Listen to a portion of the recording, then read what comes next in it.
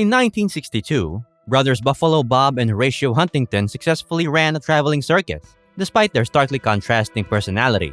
After one performance, Esmeralda, the circus gypsy fortune teller, introduces her beautiful niece, Talia, to Bob and Horatio, asking if they could offer her a job. Both brothers are immediately captivated by Talia, but her heart belongs only to Bob. When Bob and Talia announce their plans to marry in 1964, Horatio becomes enraged and demands Bob choose between him and Talia.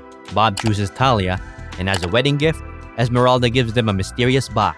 This box enables them to launch a new circus, Buffalo Bob's Rootin' Tootin' Animal Circus, famous for animals performing astonishing, seemingly impossible tricks. Years later, Bob's nephew Owen marries his childhood sweetheart, Zoe, at the circus where they first met. But soon after, Owen finds himself working for Zoe's father, Mr. Woodley, as a taste tester at his dog biscuit factory. Owen's colleague, Binkley, is trying to create a new type of dog biscuit, but the effort is continually sabotaged by Mr. Woodley's assistant, Brock.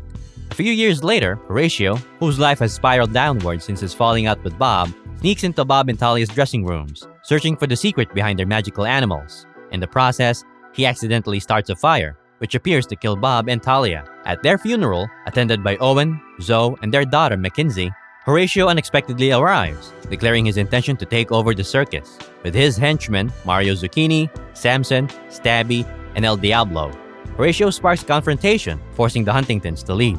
Before they depart, the circus pets Old Blue and Xena give the Huntingtons the mysterious box. Later, they discover that it contains animal-shaped crackers. When Owen eats one, he is transformed into a hamster. The Huntingtons return to the circus to investigate the crackers' magic and learn from the clown Chesterfield that eating the crackers turns the person into the animal they consume, with only one human cracker to revert back. Chesterfield also reveals they've inherited the circus. Zoe is thrilled, but Owen, wanting to stay loyal to Mr. Woodley, chooses to remain at the dog biscuit factory. While Zoe works to revive the circus, Owen stays at his job, and Mr. Woodley, annoyed by Zoe's departure, considers promoting Brock in her place. Buffalo Bob's Rootin' Tootin' Animal Circus reopens, but chaos ensues when they realize there are no animals.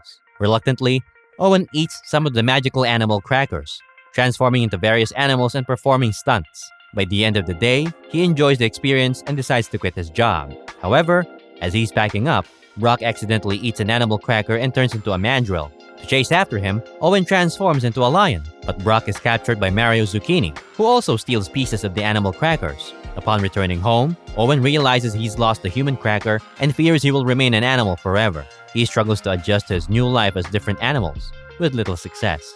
Meanwhile, Binkley finds the crackers and convinces Mr. Woodley to attend the circus. During one performance, Horatio appears and offers Owen, who is in his mountain gorilla form, the human cracker in exchange for the circus. Owen refuses, choosing to stay an animal to keep his family together. Horatio then unleashes Plan B, forcing Owen into the deal with the help of his hybridized henchmen, who force-feed him the human cracker. As a fight breaks out, many of the circus performers transform into animals to help. As Horatio's henchmen are defeated, Horatio eats some animal crackers, turning into a six-limbed chimera. He is confronted by Old Blue and Xena, who reveal themselves to be Bob and Talia, alive but trapped in animal form after their human crackers were destroyed in the fire. They plead with Horatio to redeem himself, but he refuses despite being horrified by what happened. Horatio attempts to fly away, clutching Bob and Talia, but Owen, in his black rhinoceros form, uses Bullet Man to shoot him down.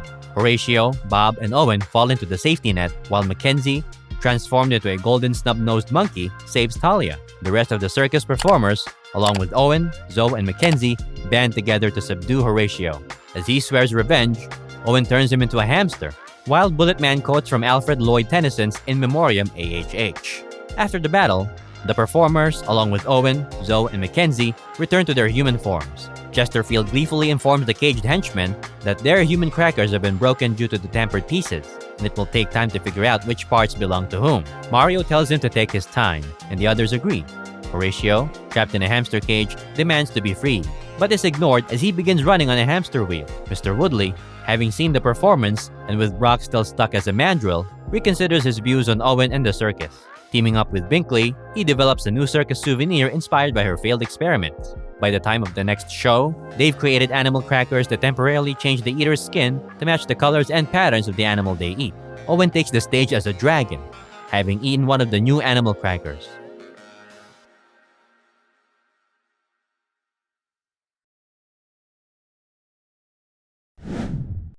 The character design is fairly standard, but the action sequences, particularly the circus performances, the montages of animal transformations, and the thrilling climactic showdown, are dynamic and well executed with a strong sense of spatial awareness.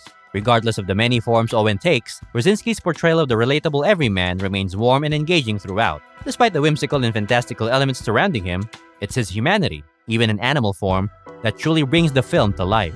The direction by Scott Christian Seva, Tony Bancroft, and Jaime Maestro, along with the story by Seva and Dean Lorey, was highly effective. The concept itself stood out as one of the most original and imaginative in animated films. The way Seva and his team explored the idea of animal crackers that could transform people into animals was not only creative, but also relatable for those intrigued by the concept. The film's humor struck a balance between innocent and witty, appealing to audiences of all ages with well-crafted and enjoyable gags.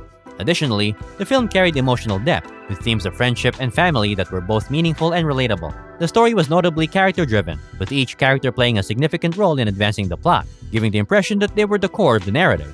The animation, while not the most visually striking in the industry, was impressive, especially considering the film's modest budget. The directors and animators at Blue Dream Studios made excellent use of their resources. The animation's comic book-inspired style and the lively character animation were particular highlights.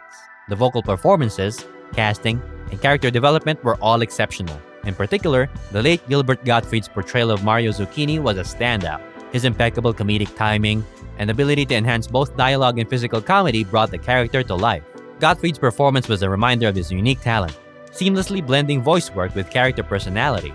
Gottfried's casting was not the only noteworthy aspect of the voice casting. The entire cast was well suited to their roles, bringing depth and personality to their characters. It was clear that the performers were fully engaged in their parts, contributing to the film's overall charm and energy.